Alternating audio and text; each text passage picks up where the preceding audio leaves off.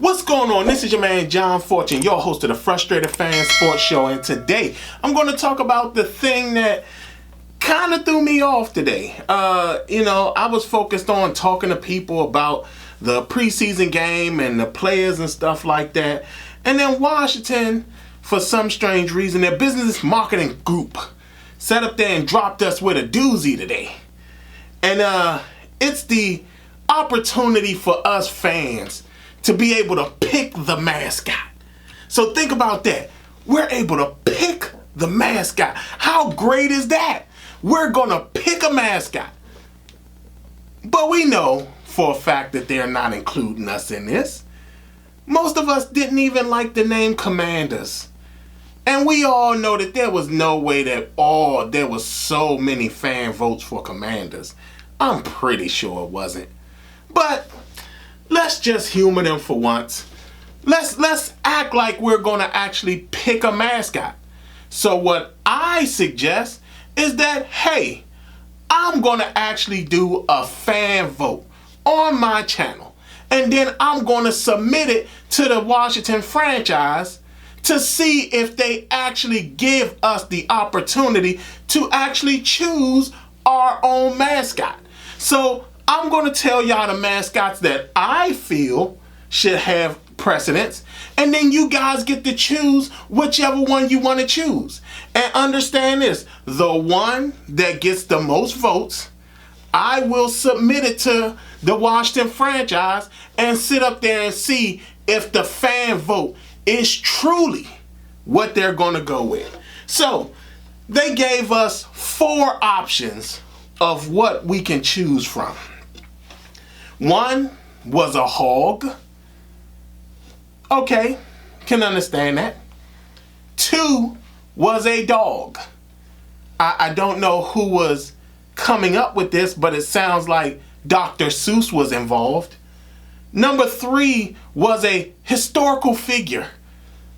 Yes, because there was no other options but historical figure. And last but not least, the one that absolutely filled my heart with joy, the superhero. I've been reading comic books for a long time, pretty much all my life. And I don't know many superheroes from DC. And that's not the comic book company. I'm talking about the District of Columbia. But again, hey, those were our options. So I'm going to give you guys a rundown on what I feel should be our mascots, because they say it's the fans' choice, right?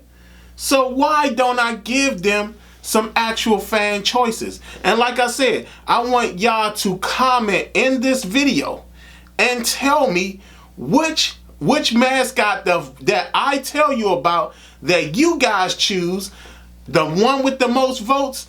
I'm going to submit it to Washington and see if they're willing to choose it. So, to start off with number 1, the hog. What I strongly suggest is this. This particular option, to me, gives us a hog, and at the same time, it actually explains a lot about not only our franchise, but more our owner. And that mascot option is Porky Pig in a camouflage outfit. That's my selection for the hog. Because I mean, think about it. When you think about, let's just say something like the fight song. The fight song and how awkward it was and everything like that. It seemed like the lyrics seems like something Porky Pig would write. Hail to the commanders. Hail to our commanders. Like, come on. I mean, hell, even when we heard the song, it sounded like the band didn't even practice it. They were like, hold on, are we supposed to play it like the old song or the new song? I don't know. But that's what it should be. Not only that, Porky Pig epitomizes our ownership. Because at the end of the day, Dan Snyder was called into Congress, and the first thing he said was, well, that's all, folks. Got on his boat and went right to Europe. So to me, if we're going to select the hog, we should select Porky Pig in a camouflage outfit. Next is the dog. Seems like a very loyal thing. Something that, could be good to have. May have a thing that, could entice dog owners to come to the park and enjoy the game with their pets. Stuff like that. I mean, hell, our field already looks like pretty much a dog park type of thing anyway. The grass is poor and it looks like dogs pooped on it and stuff like that. I mean, hey, I don't see why not. But this particular mascot, I feel, epitomizes pretty much our owner again. Because again, we're talking about our owner. He's kind of egotistical. And I'm pretty sure this would fit him very well. The next mascot that I choose, which is, again, a dog, is Deputy Dog. The reason I feel Deputy Dog would be a great mascot, because, again, it explains Dan Snyder in a whole. It's a dog that can stand up on his two legs. He goes after people. He goes after things and animals that pose no threat to him. And yet and still, he's so goofy, kind of weird, kind of stupid, but yet and still, somehow, some way, he still was qualified enough to become a police officer, which is kind of weird. But again, when you think about our owner, kind of weird, kind of stupid, but somehow he was still qualified to be an NFL owner. So, I just think Deputy Dog is probably the best option when it comes to the dog mascot.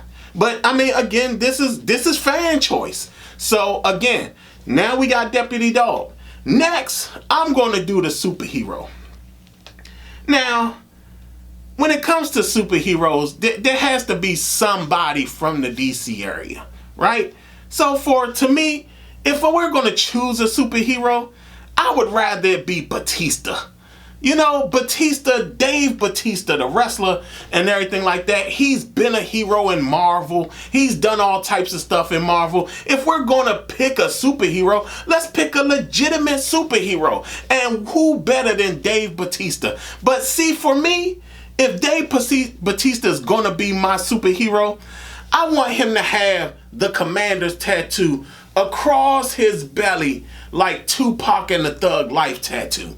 That's what I want Dave Batista to have. He's going to be our superhero. We really want him to be the superhero because I want to make sure that I understand where he's coming from. And what better way to explain that than for him to have that huge Commander's thing right across his chest, almost like Thug Life, and he has like the gold chains and stuff around his neck and all that. I think that would be the superhero I would choose for our superhero mascot. Some of y'all may come up with something better, but that's the thing that I choose. I think that would be the best superhero for us.